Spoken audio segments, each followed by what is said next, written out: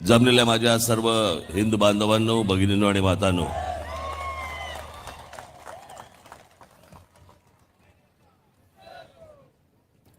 निवडणूक आता शेवटच्या टप्प्यावरती येऊन पोहोचलेली आहे.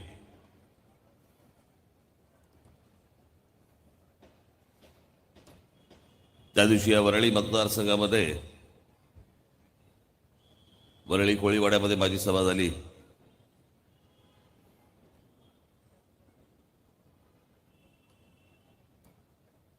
आणि आमच्या संदीपने मला सांगितलं, साहेब एक जांभोरी मैदानमध्ये पण सभा घ्या.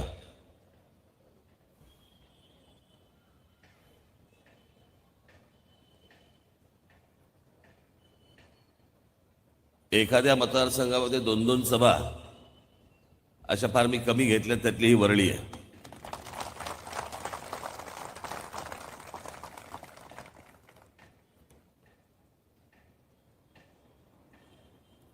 वेगवेगळी सगळ्यांची नाटकं रोजची बघतोय आपण. काही जणांचं रडूबाई रडू शो सुरू आहेत. मला का तपासलं? हेलिकॉप्टरमधनं बॅग काढून निवडणूक आयोगाच्या लोकांनी तपासलं तर तपासलं. मला पण तपासलंय.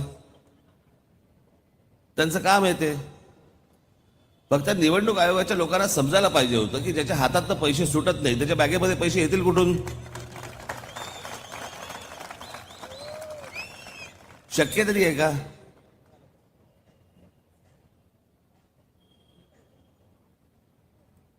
वाटेल त्या सगळ्या गोष्टी आपल्या सतत मला सगळे मारतायत. अरे कशासाठी मारतायत?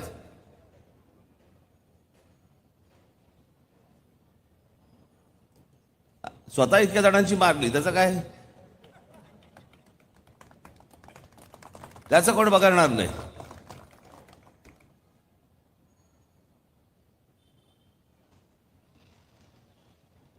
सकाळपासून माझे ते सगळे इंटरव्ह्यू सुरू आहेत. आणि एक प्रश्न आपला कायम सगळ्यांचा, वरळीमध्ये तुम्ही उमेदवार दिला नव्हता, परंतु तुमचा मुलगा उभा आहे तिकडे सगळ्यांनी उमेदवार दिला असेल. प्रत्येकाच्या वृत्तीचा भाग येतो, प्रत्येकाचा भाग येतो, प्रत्येकाची विचार करण्याची पद्धत असते, प्रत्येकाचा एक असतो ना, एक उदार विचार असतो. ती दृष्टी प्रत्येकाकडे नसते. त्याला आपण काय करणार?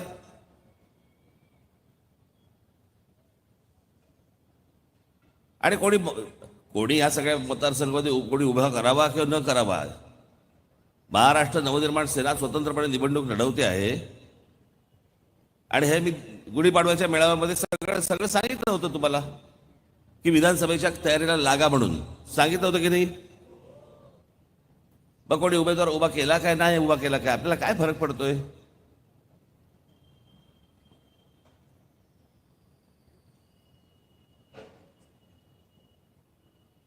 मग मला सांगितलं, मला विचारतात प्रश्न की तुम्ही भूमिका बदललीत. म्हटलं मी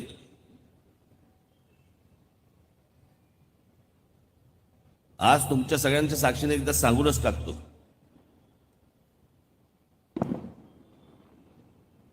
शिवसेना भारतीय जनता पक्षाने निवडणूक लढवली आणि काँग्रेस राष्ट्रवादीने निवडणूक लढवली. लोकांनी शिवसेना भारतीय जनता पक्षाला मतदान केलं, लोकांनी काँग्रेस राष्ट्रवादीला मतदान केलं. हे तर बरोबर आहे. 2019ची निवडणूक संपल्यावरती माननीय बाळासाहेबांची पूर्ण हयात गेली ज्या काँग्रेसला विरोध करण्यामध्ये. स्वतःच्या स्वार्थासाठी, स्वतःच्या गळ्यामध्ये मुख्यमंत्री पदाची माळ घालण्यासाठी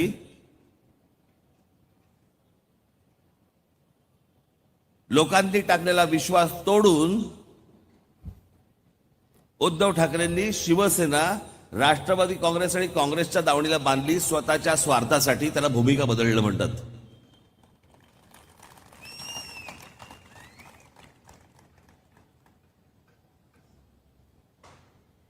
मी माझ्या स्वार्थासाठी नाही बदलली भूमिका.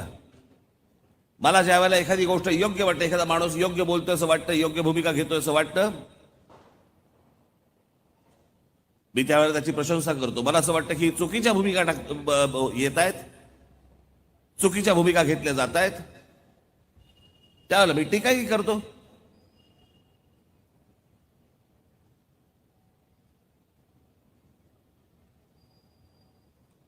मध्यंतरी ज्यावेळेला नरेंद्र मोदी ज्यावेळेला मुंबईमध्ये आले होते त्यांच्या व्यासपीठावर मी सांगितलं होतं ना, त्यांच्या समोर बोललो होतो की आपण 3 टप्प्यातली निवडणूक पकडूया. तीन निवडणुका आपण पकडूया. 2014 ते 2019.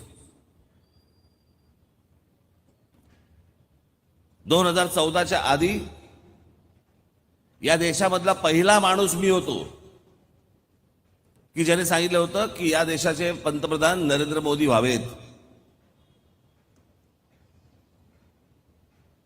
2019ला निवडणूक झाली, आपलं 14ला निवडणूक झाली. माझ्या ज्या अपेक्षा होत्या या सगळ्या याच्यामध्ये, किंवा ज्या प्रकारच्या गोष्टी किंवा त्यांनी सांगितल्या होत्या, त्याच्या बरोबर विरोधात गोष्टी सुरू झाल्या. आपल्या समोर जे चित्र उभं केलं होतं ते पंतप्रधान झाल्यानंतर ते मला पूर्ण होताना दिसेना. वेगळ्याच गोष्टी यायला लागल्या. नोटा काय बंद होत आहेत, पुतळे काय उभे राहत आहेत. काँग्रेसच्या काळामध्ये ज्या ज्या योजनांना विरोध केला होता, यांच्या काळामध्ये जर समजा त्याच योजना येणार असतील, मग त्याला विरोध का केला होता? जर काँग्रेसच्या काळामध्ये जर सिलेंडर महाग झाले होते, तर मग यांच्या पुढच्या काळामध्ये सिलेंडर जास्तीत जास्त अजून कसे काय महाग झाले? काँग्रेसच्या काळामध्ये जर समजा महागाई होती, मग त्या पहिली जे 5 वर्ष होती त्याच्यामध्ये अजून महागाई कशी काय वाढली?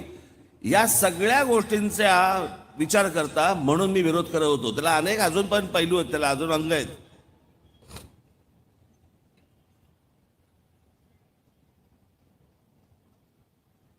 दोन 2019ची निवडणूक संपली आणि 2019च्या निवडणूक संपल्यानंतर अनेक गोष्टी अशा झाल्या की ज्या योग्य झाल्या, चांगल्या झाल्या. जसं काश्मीरमधला 370 कलम हटवलं गेलं, जसं ज्या कारसेवकांनी इतके कष्टाने तिथपर्यंत गेले होते, ते बाबरी मशीद तुटली, फोडली. जे कारसेवक तिकडे गेले असताना ज्या मुलायमसिंग यादवांच्या पोलिसांनी तिकडे उत्तर प्रदेशमध्ये गोळ्या झाडल्या होत्या कारसेवकांवरती, अनेक कारसेवक त्याच्यामध्ये गेले. त्या मला अजूनही डोळ्यासमोर आहे ते चित्र. त्या शरयू नदीमध्ये अनेक ती प्रेतं पडली होती. त्या कारसेवकांच्या आत्म्याला शांती मिळाली ते राम मंदिर बांधल्यानंतर.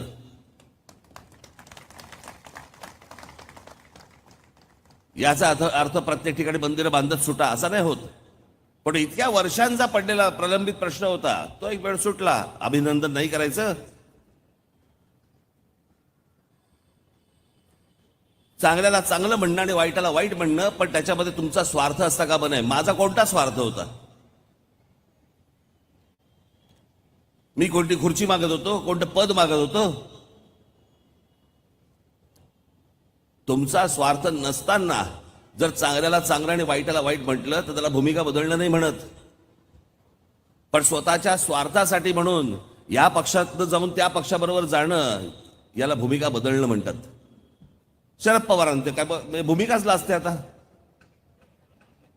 शरद पवारांच्या बाबतीत बोलायलाच नको. त्यांचं अख्खं राजकीय करिअर, आयुष्य हे फक्त भूमिका बदलण्यातच गेलं.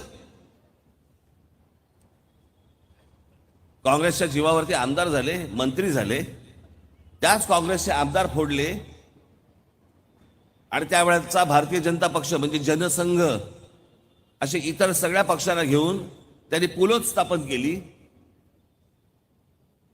मग इंदिरा गांधी परत सत्तेवरती आल्यानंतर पुलोत त्यांची बरखास्त केली आणि पुन्हा काँग्रेसचं सरकार आलं. 6 वर्ष बाहेर राहिले. 6 वर्ष बाहेर राहिल्यानंतर पुन्हा 86 साली परत काँग्रेसमध्ये गेले. 88ला मुख्यमंत्रीपद ताब्यात घेतलं. 91ला संरक्षण मंत्री झाले. 99ला पुन्हा त्या सोनिया गांधी ज्यांच्याबरोबर ते काँग्रेसमध्ये होते त्यांना परत ही विदेशी बाई म्हणून परत बाहेर पडले. 99ला स्वतंत्र निवडणुका लढवल्या. निवडणूक संपल्यावरती पुन्हा काँग्रेसबरोबर जाऊन बसले. अहो, याला भूमिका बदलणं म्हणतात. मला कसले सांगताय भूमिका बदलल्या? हा याच लोकांचा प्रचार.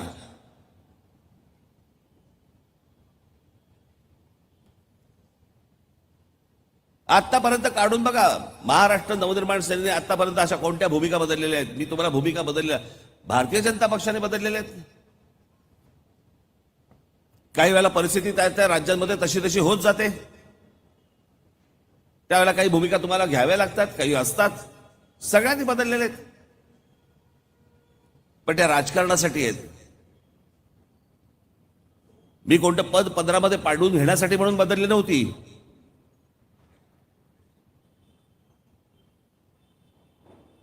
पण काय असतं, काही याचे आता हे सगळं फारच झालेलं आहे. अनेक पत्रकार चांगले आहेत, स्वतःचा प्रामाणिक पत्रकारिता जपतायत, पण अनेक पत्रकार असे आहेत जे अनेक पक्षांच्या राजकीय पक्षांच्या दावणीला बांधलेले आहेत. त्या राजकीय पक्षांचे जे काही असतात उद्देश, हेतू, त्याच्याप्रमाणे हे प्रश्न विचारत असतात.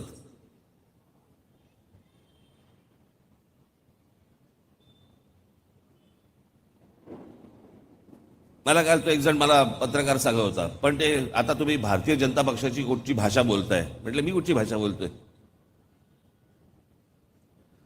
एक गोष्ट आहे समोर, जी मला आणि तुला जर तीच दिसत असेल तर मी त्यांची भाषा बोलतोय का तो माझी भाषा बोलतोय, याला काही अर्थ आहे का? म्हटलं. म्हणून मी माझ्या बाजूला शिवाजी महाराजांचा एक पुतळा होता. म्हटलं इथे घोड्यावर कोण बसलेलं दिसते तुला? तो बोलला शिवाजी महाराज. म्हटलं मला पण शिवाजी महाराज दिसत आहेत. म्हटलं मी का त्यांची भाषा बोलतो का तुझी?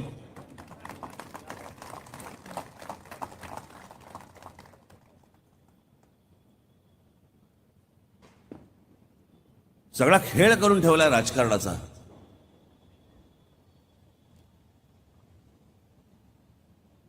याचं कारण तुम्ही रोजच्या धकाधकीच्या आयुष्यामध्ये या सगळ्या गोष्टींकडे खोलात जाऊन बघत नाही, विचार करत नाही, आणि म्हणून ते हे सगळं समोर येतं.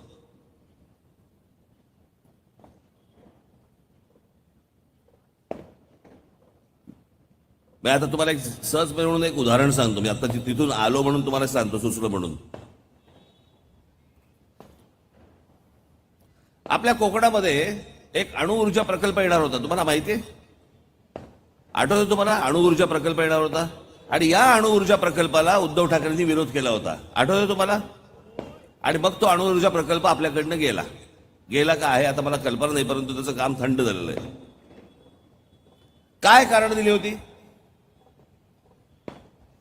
त्या अणुऊर्जा प्रकल्प जर समजा आपल्याकडे आला आणि जिथे कोकणामध्ये तो उभा राहील तिथे जर समजा भूकंप झाला आणि सुनामी आली, आणि त्या अणुऊर्जा प्रकल्पामध्ये जर समजा पाणी शिरलं, जसं जपानमध्ये झालं होतं तसं जर समजा आपल्याकडे झालं तर काय हाहाकार होईल कोकणामध्ये. आठवतं ना तुम्हाला? ह्याच टीका झाल्या होत्या ना, हीच गोष्ट झाली होती ना, बोलत होते. अणुऊर्जा प्रकल्पाला विरोध करणाऱ्या उद्धव ठाकरेंना कल्पना नाही का हो? सर्वात जास्ती लोकसंख्या असलेलं जे शहर आहे ते मुंबई शहर आहे. त्या मुंबई शहरामध्ये 1960 साली भाभा ऑटोमिक रिसर्च सेंटर इकडे चेंबूरला उभं केलंय, ज्याच्यामध्ये न्यूक्लिअर रिॲक्टर आहे. त्याच्यामध्ये जर शहराच्या मध्यात जर समजा अणु प्रकल्प जर समजा आपल्याकडे आहे, तर कोकणातला अणुऊर्जा प्रकल्प तुम्ही रद्द का करायला लावलात? कोणत्या उद्योगपतीने तुम्हाला सांगितलं होतं? कोण तुमच्या मागे लागलं होतं हे बंद करण्यासाठी म्हणून? कारण ह्यांचे विरोध करतात त्याला कोणतरी उद्योगपती मागे असतोच, त्याशिवाय विरोध करत नाहीत. आता पण नाणारचा प्रकल्प, ऑइल रिफायनरी येणार होती तिकडे.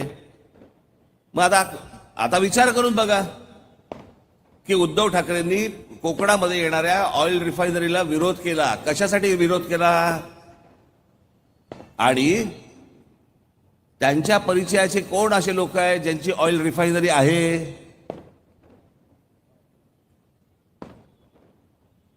ज्यांच्या ते लग्नाला जातात.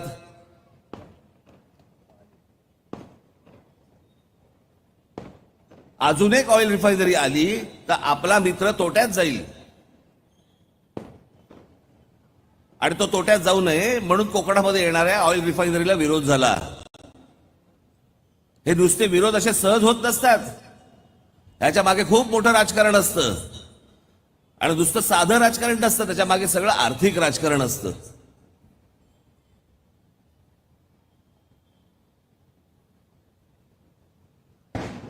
आज इकडचा बीडीडी चाळीचा विकास,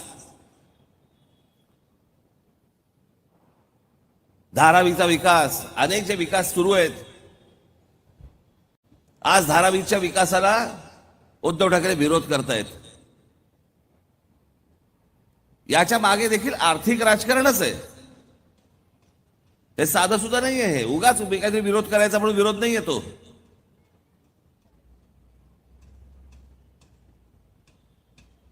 ही बाबांनो तुम्ही गोष्ट लक्षात घ्या. जसा बीडीडी चाळीचा विकास, या विकासामागे आर्थिक राजकारण आहे. काय होणार आहे, काय नाही होणार आहे. आज माझ्याकडे अनेक बीडीडी चाळीमधले अनेक माझ्याकडे रहिवासी आले होते, अनेक व्यापारी येऊन गेले. त्यांच्या समोर त्या सगळ्या लोकांना बसवलं, मुख्यमंत्र्यांच्या समोर बसवलं.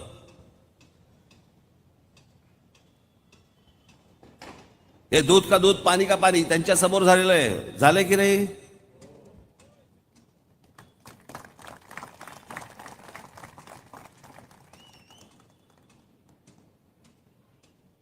तुम्ही या महाराष्ट्राचे नागरिक आहात, तुम्ही या मुंबईचे नागरिक आहात, तुम्ही कसले लढताय? विदेशी वजा वरळी कोळीवाड्याच्या सभेमध्ये मी म्हटलं, तुम्ही काय सांगताय? नाही, मला 250 स्क्वेअर फुटापेक्षा 300 स्क्वेअर फूट दिलं ना तर मला बरं, म्हणजे मला 400 स्क्वेअर फूट. तुम्ही कसले फोटो बघताय? तुम्ही स्वतः हक्काने सांगायला पाहिजे की आम्हाला एवढी घरं, आम्हाला एवढे स्क्वेअर फूट पाहिजेत. अर्थात त्याच्यामध्ये प्रकल्पही झाला पाहिजे, पण तुम्ही रडायचं नाही. या अधिकाऱ्यांना, या बिल्डरना तुम्ही ठणकावून सांगितलं पाहिजेत. तुमची भीतीच नाही उरली. कोणी येत आहे तंगडीवर करून जाते. या लोकांचं नीट राजकारण तुम्ही नीट समजून घ्या. हा सगळा वरळी मतदारसंघ, हा सगळा मराठमोळा मतदारसंघ, इथे बीडीडी चाळा असू देत, नाही तर तुमचा पोलीस कॉलनी असू देत, नाही तर आमचा कोळीवाडा असू देत, या सगळ्यांचं सगळ्या जमिनीवरती लक्ष, सगळं जमिनीवरती लक्ष. जमिनी कुठे मिळत आहेत, पॉकेट्स कुठे मिळत आहेत, एवढाच फक्त हा राजकीय खेळ सुरू आहे महाराष्ट्रामध्ये.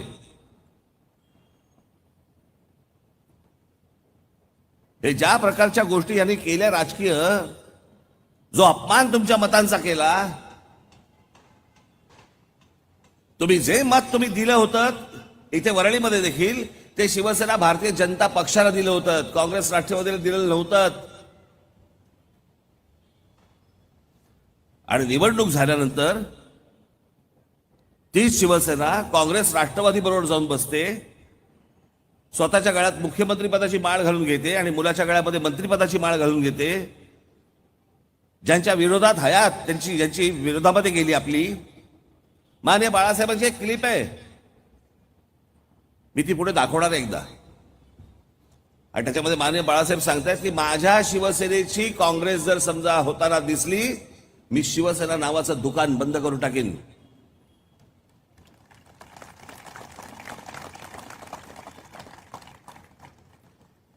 आणि आज तीच शिवसेना काँग्रेस राष्ट्रवादी बरोबर, ज्यांच्या विरोधात तुम्ही आजपर्यंत ही निवडणूक लढलीत, लोकांना सांगितलं हे काँग्रेस राष्ट्रवादीवाले हरामखोर आहेत म्हणून तुम्ही सांगितलं, त्या राष्ट्रवादी काँग्रेस बरोबर तुम्ही जाऊन बसलात स्वतःच्या स्वार्थासाठी. याला भूमिका बदलणं म्हणतात.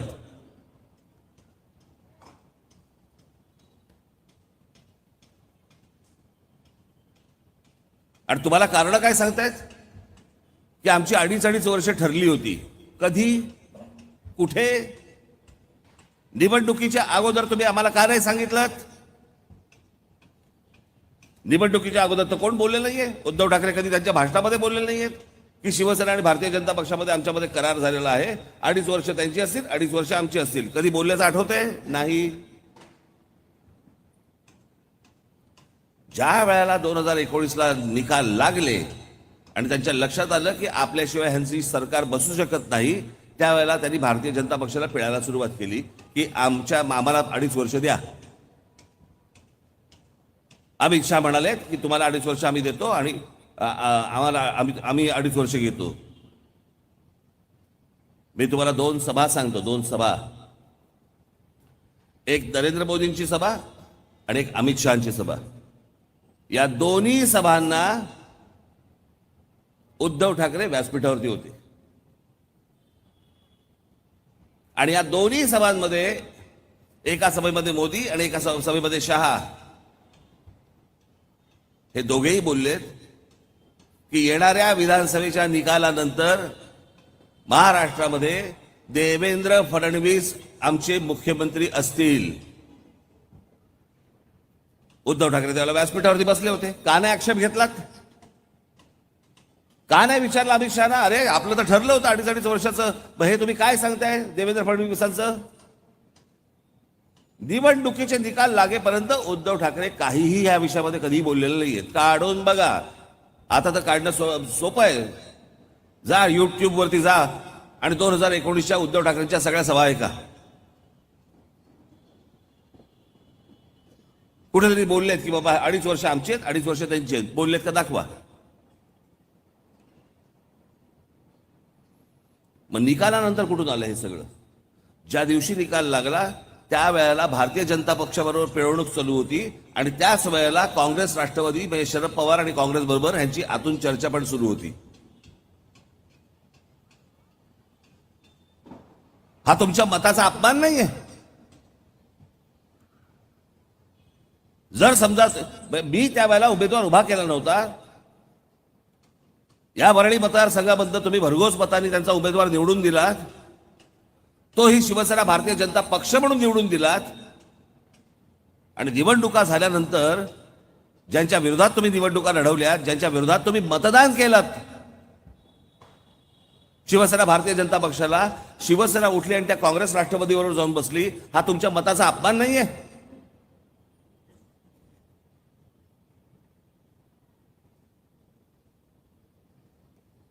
बाबांनो, मी आज तुम्हाला फक्त एवढंच सांगायला आलोय, ही 20 तारखेची निवडणूक अत्यंत महत्वाची निवडणूक आहे या महाराष्ट्राच्या दृष्टिकोनातनं. आज तुम्ही या निवडणुकीमध्ये पुन्हा जर समजा घसरलात, त्या बाजूला जर घरंगळत गेलात, या सगळ्यांचा समज नक्की होईल की आपण जे केलं ते बरोबर केलं. यांचा जन्म फक्त मतदान करण्यासाठी झालेला आहे. मतदान झाल्यानंतर आम्ही आमचे खेळ खेळत राहू. आम्ही तुमच्या मतांचा कधीही अपमान करू, आम्ही तुमच्या मतांशी कधीही प्रतारणा करू, आम्ही विचारांशी प्रतारणा करू, वाटेल ते करू, कोणाचाही अपमान करू. हे काय आमचं वाकडं करू शकतात? हा जो त्यांच्या मनातला जो समज आहे, हा जर तुम्हाला दूर करायचा असेल तर येणाऱ्या 20 तारखेला तुम्हाला ह्या अपमानाचा बदला हा तुम्हाला घ्यावाच लागेल.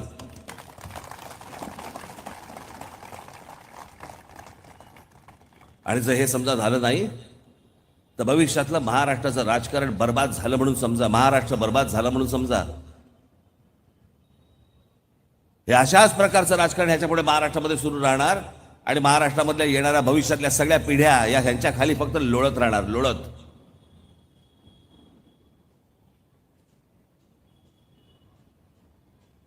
मी आज जो तुमच्या समोर आलोय ते एवढंच सांगण्यासाठी आलोय, गेली 5 वर्ष जो तुमचा अपमान झालाय तो विसरू नका. या लोकांनी जे तुमच्या मताशी जे खेळलेत हे विसरू नका. आज मी तुमच्या समोर जी माणसं आणलेली आहेत ही प्रामाणिक माणसं आहेत. आमचा संदीप कुठे गेला? संदीप,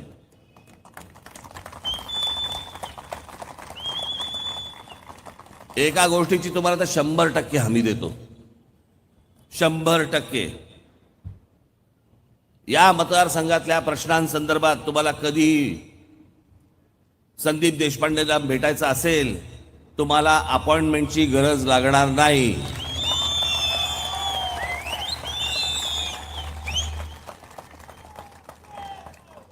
आणि म्हणून ही पोटामध्ये आग असलेली ही सगळे माझे सहकारी येत्या 20 तारखेला आपण कुठेही न चुकता गेली 5 वर्ष डोक्यामध्ये ठेवून झालेला अपमान न विसरता तुम्ही येत्या 20 तारखेला जेव्हा मतदानाला सगळेजण उतराल, आज फक्त संदीपच नव्हे, तुमच्या जे परिचयाचे जे नातेवाईक जे मित्रपरिवार महाराष्ट्रभर असतील त्या सर्वांना आपण भेटावं, फोन करावा, सांगावं की येणाऱ्या विधानसभेच्या निवडणुकीमध्ये महाराष्ट्र नवनिर्माण सेनेच्या माझ्या सर्व उमेदवारांना रेल्वे इंजिन या निशाणीवरती बटन दाबून सगळ्यांना आपण प्रचंड प्रचंड प्रचंड मताने विजयी करावं अशी एक आशा अपेक्षा आपल्याकडे बाळगतो आणि आपणा सर्वांची मी रजा घेतो. धन्यवाद.